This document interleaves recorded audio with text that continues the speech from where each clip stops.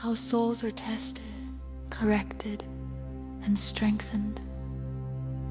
Virtue is not real until it has been tested. Words do not prove it. Intentions do not prove it. Only choices under pressure reveal what is truly formed inside a person. The kingdom does not wait for random accidents to test character. It creates virtue trials on purpose. A virtue trial is any moment where a person must choose between virtue and its shadow, while the choice costs them something they feel. No one passes every trial. The purpose of a trial is not to prove perfection, but to reveal where a soul is strong, where it is weak, and where training is needed. Each virtue has many trials across a lifetime. They come in childhood, intensify in the teen years, and grow more complex in adulthood. The house does not run from these trials. It meets them, names them, and builds rituals around them, so that no one has to walk through their testing alone. Every virtue trial follows the same quiet pattern. Whether it is about courage, discipline, integrity, wisdom, honor, compassion, or loyalty. First comes the pull. You feel the urge towards your shadow, to lie, to hide, to quit, to laugh at harm, to betray, to indulge. Then comes the pause. You remember, this is a trial. The eye is not staring to shame you. It is witnessing who you choose to be. Then comes the path. You choose either the shadow or the virtue. Then comes the result. You feel either the uneasy relief of the shadow or the clean ache of the virtue. In the kingdom, the house teaches children, teens, and adults to recognize this pattern and name it out loud. This is a virtue trial. Naming it turns chaos into curriculum. When a trial is failed, there is a right of correction. When a trial is passed, there is a right of mastery. Courage is tested whenever truth and fear collide. For a child, a courage trial might be noticing that a sibling is being blamed for something they did and feeling the pull to stay silent. They know that speaking up may lead to a consequence for themselves. The shadow of cowardice tells them to let the lie stand and avoid trouble. Courage invites them to say, "It was me." For a teenager, a courage trial may come when a friend group mocks someone who is different. The teen feels the pull to laugh along and avoid becoming the next target. Cowardice suggests going numb and blending in. Courage calls them to say, "That's not funny," or to leave the conversation, even if it costs social safety. For an adult, a courage trial may arrive in the form of discovering a financial, emotional, or sexual betrayal in the house, or seeing harm done in a workplace. Cowardice pushes toward denial, hiding, or pretending not to see. Courage demands a hard conversation. This is what I know. This is what must change. When a courage trial is failed, the right of correction is simple and hard. Name the fear, name the silence, and speak now what was withheld before. The person might say, in that moment, "Fear ruled me. I chose cowardice. I am now choosing courage by telling the full truth." If harm was allowed to continue because of the silence, repair is owed to those affected. When a courage trial is passed, The rite of mastery is quiet. The house bears witness and names what happened. You were afraid, and you told the truth anyway. That is courage.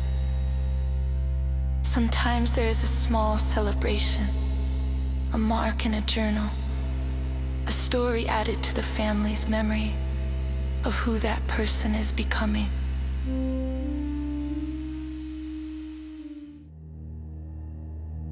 Discipline is tested whenever comfort and commitment collide.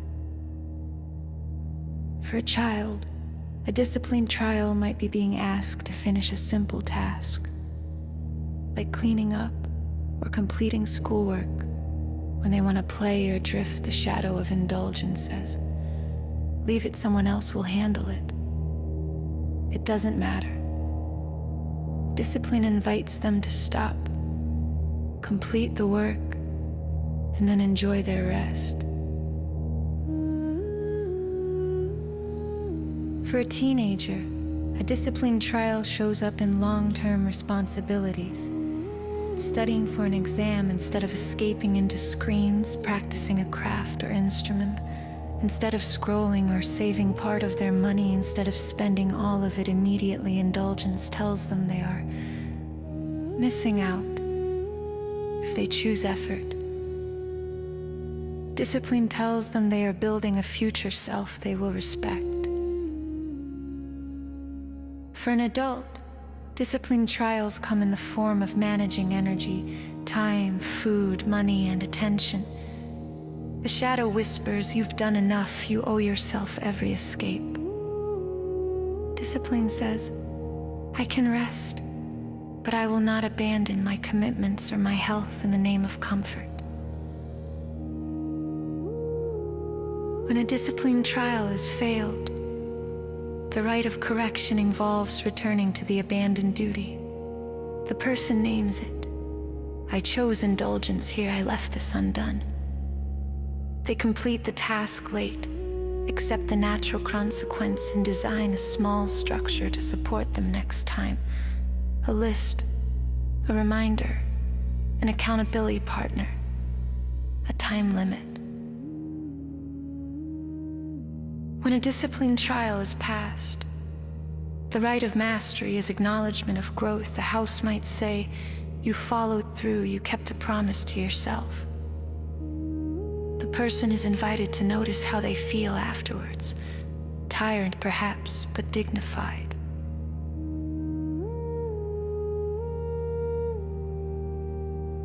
Integrity is tested wherever image and truth collide.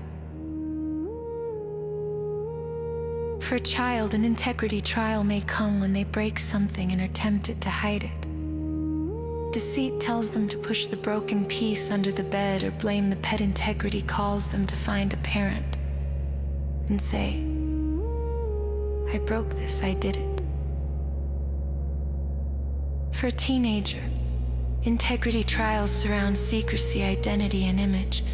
They might be tempted to present a false version of their life online, to lie about where they have been, or to pretend to be someone they are not to gain approval. Deceit says, "You are safer behind a mask."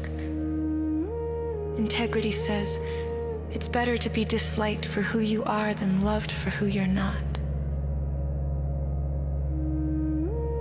For an adult, integrity trials appear in work, relationships, and hidden habits. It might be the temptation to hide financial decisions, to pretend faithfulness while living double, or to speak of values that their actions quietly betray. Deceit promises short-term protection. Integrity demands confession, alignment, and change. When an integrity trial has failed, the rite of correction is confession and repair. The person comes forward not merely because they are caught, but because they refuse to live split. They name the lie, clarify the truth, accept the loss of image, and take steps to rebuild trust slowly and visibly. When an integrity trial is passed, the rite of mastery is internal peace. The house may say little, but the person feels the deep relief of not needing to remember lies or maintain layers of pretending. This quiet honesty is counted as one of the highest honors under the eye. Wisdom is tested whenever impulse and foresight collide. For a child, a wisdom trial may appear as the choice between grabbing something they want immediately or waiting for permission, sharing, or a better option. Foolishness grabs and breaks, wisdom pauses and asks. For a teenager, wisdom trials are everywhere. In relationships that feel exciting but dangerous, in peer pressure to try what their body or spirit is not ready for, in decisions about sex, substances, law, and long-term direction. Foolishness says, if it feels good now, it is good, think later. Wisdom says, what will this cost? What pattern am I feeding? For an adult, wisdom trials appear in major crossroads. A job that pays more but violates conscience. A move that promises escape but abandons responsibility. A relationship that relieves loneliness but corrupts covenant. Foolishness insists that discomfort is the only enemy. Wisdom considers legacy, children, and the long arc of consequence. When a wisdom trial is failed, the rite of correction begins with honest reflection. The person is guided to ask, what did I ignore? What signs did I see? What will I do differently next time? If others were harmed, repair is sought. They may seek counsel, apprenticeship, or structured guidance, so that their next decisions are not made alone. When a wisdom trial is passed, the rite of mastery is remembering the moment. The house may mark it as a turning point, a story told later. This is when you chose the harder, wiser road. Wisdom grows not as a single event, but as a chain of such decisions over time. Honor is tested wherever dignity and entertainment collide. For a child, an honor trial might be whether to laugh when someone else is scolded or embarrassed, or whether to join in mean teasing. Dishonor says, if it is funny, it is fine. Honor asks, would I want this done to me? For a teenager, honor trials are fierce around speech, sex, and social exposure. It might be the temptation to share a private message, a photo, or a story that is not theirs to share, just to gain attention. Dishonor thrives in gossip chats and group threads. Honor chooses silence or defense of the absent person, even when it makes them seem uncool or extra. For an adult, honor trials show up in how they speak of their partner, children, and family to outsiders, in whether they protect or exploit someone's story, and whether they show up looking and acting like someone whose name is worth trusting. Dishonor shrugs and says, everyone vents, everyone exposes, everyone disrespects. Honor draws a line and says, some things are sacred, I will not parade them. When an honor trial is failed, the rite of correction includes apology, restoration of dignity, and sometimes protection of the person harmed from further exposure. The one who dishonored may publicly correct their own words or privately seek forgiveness from the one they degraded. The house names clearly that what was done was dishonor, not humor. When an honor trial is passed, the rite of mastery might be as subtle as a nod between elders or siblings, acknowledging that someone protected another's name or body when they could have exploited them. These quiet acts of honor become part of the house's unspoken pride. Compassion is tested wherever someone else's pain and your power intersect. For a child, a compassion trial may be seeing a sibling crying and deciding whether to mock, ignore, or comfort them. Cruelty suggests teasing or pretending not to notice. Compassion asks, "Are you okay?" or offers a small act of kindness. For a teenager, compassion trials come in the form of how they treat those who are strange, awkward, or unpopular, how they respond when someone is being dragged online, how they speak to someone in visible pain. Cruelty enjoys the spectacle, compassion feels the weight and chooses care, or at least silence instead of harm.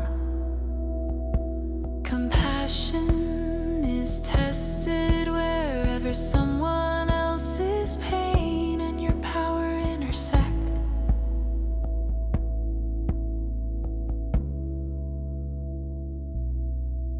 Compassion is tested wherever someone else's pain and your power intersect.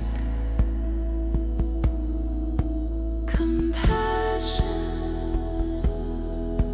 is tested, like crier and a sight. Loyalty is tested wherever bonds and self-interest collide. For a child, a loyalty trial might be whether to join in when outsiders mock their sibling, or to defend them and risk being targeted too. Betrayal says, if I laugh with them, maybe they won't laugh at me. Loyalty says, that is my sibling, I won't join this.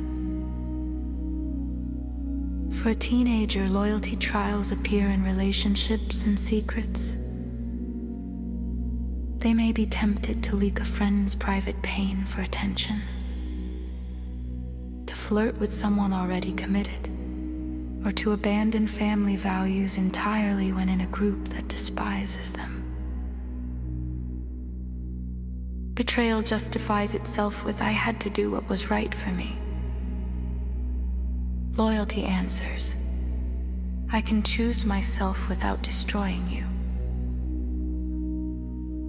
For an adult, loyalty trials come in covenant, standing by a partner while also confronting wrong, telling uncomfortable truth instead of enabling destruction, protecting children over image, refusing to join outsiders who want to tear down the house. Betrayal sells out the line for convenience, status, or short-term desire. Loyalty may walk away from toxic patterns, but it does not quietly stab its own in the back. When a loyalty trial is failed, the right of correction is heavy. The betrayer must acknowledge their action as betrayal, not disguise it as following my heart or just being honest. They must accept that trust will not return quickly and commit to a long season of consistent behavior, if reconciliation is possible at all. When a loyalty trial is passed, the right of mastery often takes the form of covenant renewal. A sibling pact strengthened through action, a partner's trust deepening, a child realizing that their parent chose their safety over public approval. These moments build the invisible steel of the house. IX how children, teens, and adults overcome shadows. Children overcome shadows through naming and practice. They learn the language of virtue and shadow early. This was cowardice, this was courage, this was cruelty, this was compassion. They are guided gently back toward virtue with small, concrete actions. Say the truth, finish the task, apologize, try again. Teens overcome shadows through reflection and responsibility. They are invited into deeper conversations about who they are becoming. Asked to journal, reflect, and speak honestly about their pulls. They are given more freedom and more consequence, so that they can feel the real weight of their choices while still inside the safety of the house. Adults overcome shadows through humility and repair. They no longer have someone standing over them with rules. Their work is to become their own governor, seeking counsel when needed, submitting to accountability when patterns are harmful, repairing when they fail, and choosing virtue for the sake of legacy, not just for the sake of immediate reward. In every age, overcoming shadow is the same process. See it, name it, refuse to romanticize it. Choose one concrete act of virtue in the next trial. The eye does not mark how many times you fall. It watches whether you keep reaching for the next rung of virtue, instead of building a throne out of your shadows.